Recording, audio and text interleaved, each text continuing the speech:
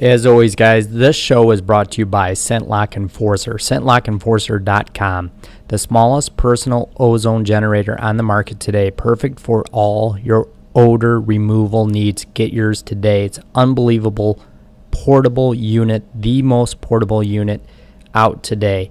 1 and 3 hour operating modes and power bank for charging items like your cell phone and cameras. Hey now everybody, welcome. Brand new episode of Take Aim Outdoor Podcast, and excited to roll out the first in-season report of the year. It's the first week in October. I just got back from Alberta.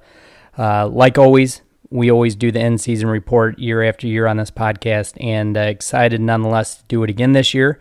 A little bit different format. We're adding in the Facebook Live show on Thursday.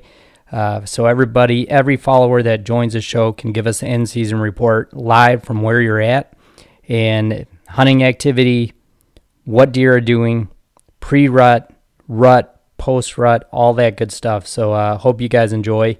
And I always look forward to doing the in-season reports. I think they're just a lot of fun and so educational, and it just keeps everybody in the moment, semi-live, real-time events basically. Within a day, we get these podcasts out. So like I said, hope you guys enjoy. All right. What's up, Brandon? Here we go. Now it's starting to roll. What's up, Corey? Excited to have you guys with me. What's up, Jordan? But I'm rolling solo. No Scott. No Kyle. Just me. What's up, John? Upstate New York. But what's up, Brandon? How you doing, man? Congrats on your doe.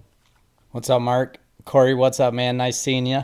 But excited to have everybody. If you didn't get a chance to check out the announcement we made earlier today about the in-season report. So Jordan says, nice hat. I like this hat. It's pretty fresh. Looks like you got a good one. Thanks, Paul. I got a good one. Super excited. Good hunt. But so hopefully if you guys get the opportunity to read that post about the announcement, just excited to roll out in-season reports. I do this every year on my podcast. Excited to include this in the Facebook Live. So basically we're going to invite you guys. Just let us know where you live. Just shoot me a direct message or a PM and let us know what part of the state, so we don't have two people kind of reporting from the same part of the state. And this week when we get on, next week when we get on, you guys can report the deer activity, and we'll go all the way through the stuff, your food sources, all that good stuff. What up, Dave Johnson? Talk about exactly what you guys are seeing on your last couple days of hunting. And I think it'll be really exciting, really fun for everybody, educational, and excited to roll that out. But all you guys got to do is send us a inbox. Let us know what state, so we know who we're talking to, where you're reporting the in-season report from, and we'll go from there. But excited to kind of roll that out with everybody. And for those of you that follow and come to the Facebook Live show every week that don't want to be a part of it, that's fine. You come, get educated, learn what people are doing in your area anyways, and we'll still have a good time with it. So, but I'm excited to be back from Alberta. What's up, James? But before we dive into Alberta, if you guys have questions about that, I'd be happy to answer. But how's everybody's hunting season this week? Michigan's opened. I know a couple other states have opened, but what's everybody been seeing in your neck of the woods? Let me know. But like I said, Scott Hunter, Kyle Hunter are out right now, and I believe they just put a big deer down here in Michigan, which is super exciting. Super good news. So, I don't know if my feed is working. It seems like everything's lagging a little bit. Where's everybody at? I've lost everybody again, it seems. So, yeah, I'm waiting to get a text or a picture, but I haven't heard back from them yet. But pretty sure one of the bucks, they had 3 or 4 bucks they were after. Thanks, James. Congrats to a great start on your season. I appreciate that. They had 3 or 4 bucks on their farm, and they were real excited about, and they shot one of them, which I believe was the number one on their pretty much their hit list. So what's up, Mark? Says Grand Rapids is here. John, going out this week with my son for the youth hunt. I believe it was baby 8, I believe, Corey. So, That would be really cool if they shot him tonight because, man, it's tough in Michigan to shoot any kind of old 4.5, 5.5, or older deer. It's almost impossible the first week of the season. So be super excited to hear from those guys later tonight. So, yeah, man is right. I'm like, I got my phone right here. I keep checking it, like waiting for that text telling me what's happening. So, Corey, what's up north? Have you been out much? James, what's going on with you? How's Illinois looking? Mark says Saturday hunting in Hespera, Michigan.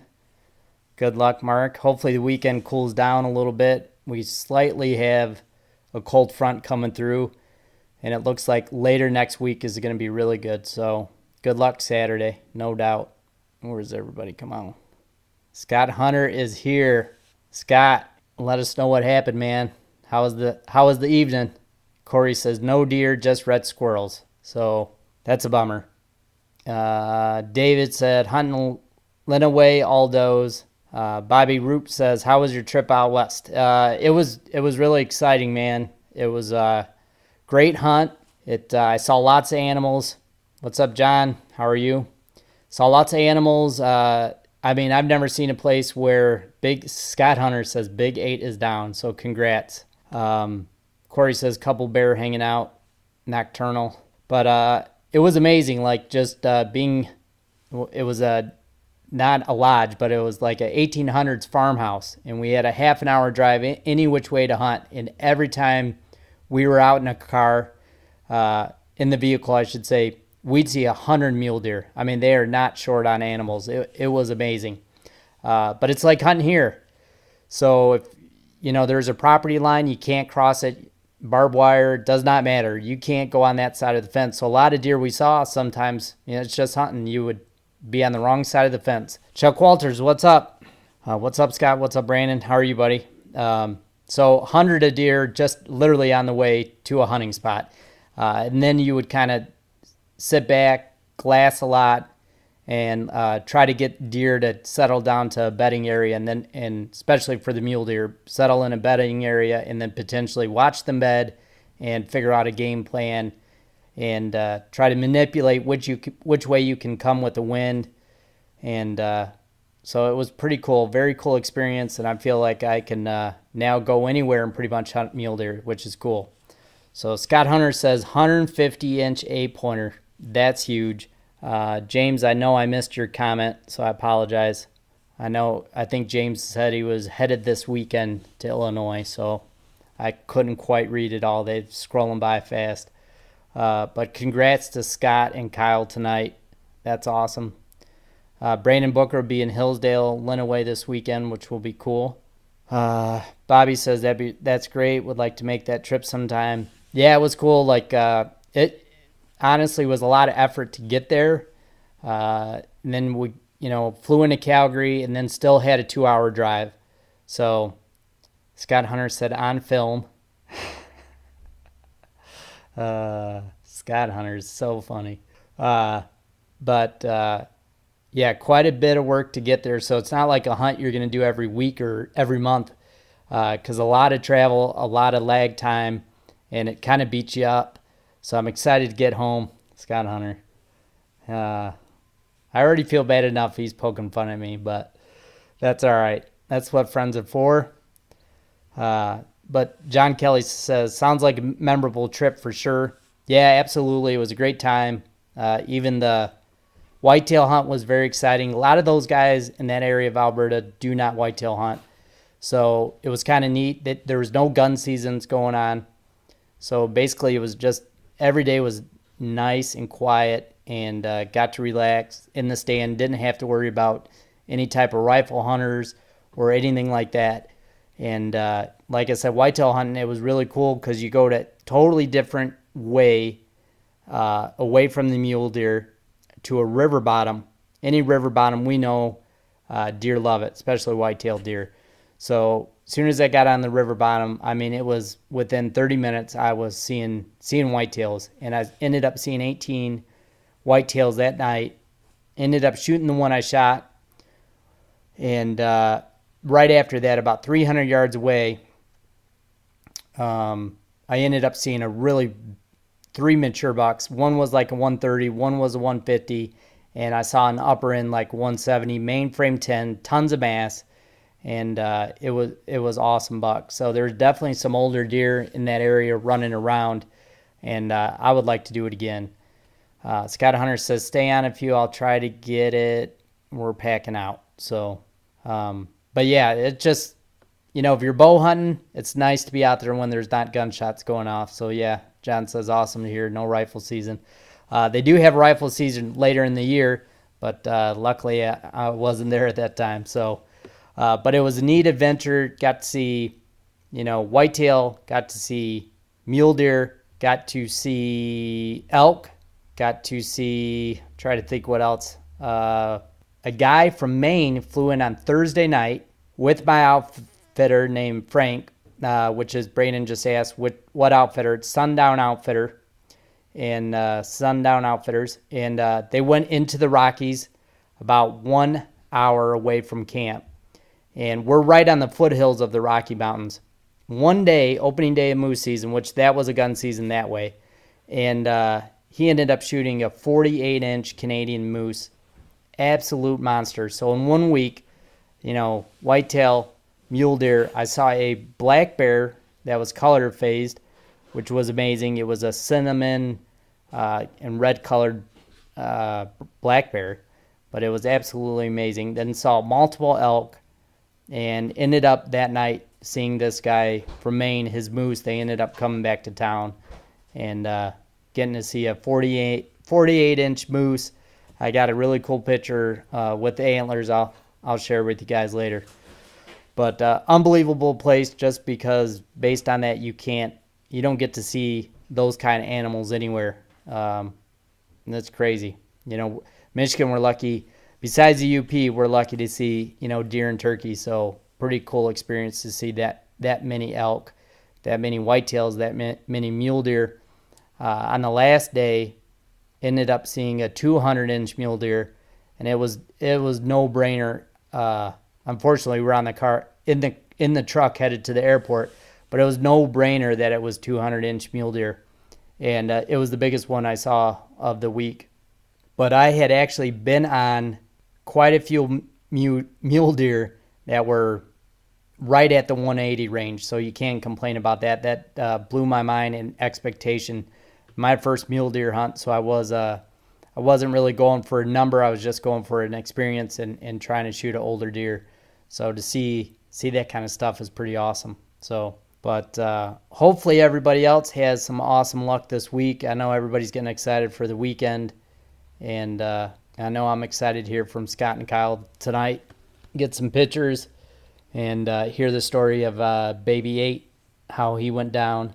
So hopefully, John says, mule deer and elk would be a future trip for me for sure. I've never elk hunted. My hunting partner, Scotty, he ended up getting a elk tag. So I spent the last 2.5 days of my trip with them and elk hunting. So I got to experience that, and just the combination of big game, and everybody says it's like turkey hunting, and they're right. It's a lot like turkey hunting. You call, they call back. You make moves. You set back up, and it was awesome. And we got really close to killing about a 280-inch 6x6. And for Alberta elk, that's a pretty big one.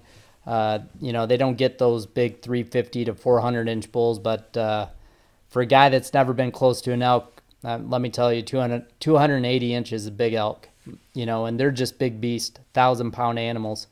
So it is pretty remarkable if you ask me. But this week's winner, so I don't forget, it's Rich Saunders. So Rich, make sure you reach out to us. Get us your address, and we'll get you the pack of T-shirts, top 10% shirts out to you. My main hunting partner, father-in-law, just walked in. What's up, Hoss? What's up? You guys might see Rick Razzle's name every week on this, and he just walked in the door. But Brandon Booker says, full moon tonight. Yep. So if you guys are hunting in the morning, good luck to you. Make sure you guys try to stay in that stand till 10 o'clock tomorrow because I assume that moon will stay up in the sky late in the morning. And the later it gets when that moon's up like that, it lots of time deer activities later in the day. So well, let's see what's Rick doing. See if he'll give us a little shout out. What's up, guys? Brandon had a great hunt in Canada. This guy just got back from Cabela's. I was a little jealous. I needed broadheads. Didn't even know the sucker was going to Cabela's. Could have hooked me up. I would have got you some. Dang it. I'm out of dead meats. So I'm out of G5 dead meats. So if you guys are looking for a good broadhead, I highly suggest shooting that thing. As you guys know, it comes with that ballistic match point. It gives you a ton of confidence getting to practice with that head throughout the year at different yardages. But that ballistic match point shoots your broadhead exactly the same. I had no issues. I've now shot 3 animals this year and wiped out my pack of dead meat. So pretty awesome. But John Kelly says waiting period still till October 15th in Alabama bow season. Bow season opens. So good luck, Johnny.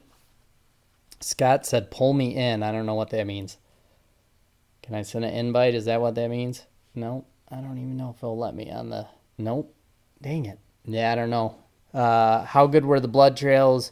They were good, all of them. I had no... It won't let me, Scott. I cannot invite you in. I don't know what's going on. But if you want, I'll hop off and I'll let you guys jump on. But yeah, Braden, I had great blood trails. The mule deer, actually, he was bedded, and I put the arrow all the way up through his body from the back to the front because I was behind him. So that arrow actually didn't exit, but I will tell you he stood up and couldn't move and ended up, gravity just took him down the hill until he fell down and passed away, which was just 50 yards downhill. And that was it. So, but I will jump off. Hopefully you guys have good luck this week. I'll let Scott and them jump back on. And John says, appreciate it. Wish you had a good season as well. Or I wish you a good season as well. Broadhead G5 dead meat, using it this year for sure. You definitely should, John. Great broadhead.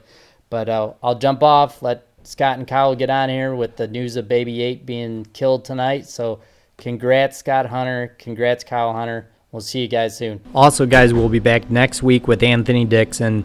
Anthony is going to kind of flip the tables, interview me, and we're going to go a little more in depth about my trip to Alberta and the success on the whitetail hunt and mule deer hunt. So looking forward, as always, to chatting with Anthony. It should be a really good show for you guys. Guys, as always, make sure you check us out on the Outdoor Podcast channel. If you don't know what that is, there is multiple podcasts on one RSS feed. So check it out on iTunes, Outdoor Podcast channel.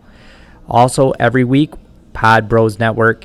And again, make sure you check out the Scent Lock Enforcer, scentlockenforcer.com.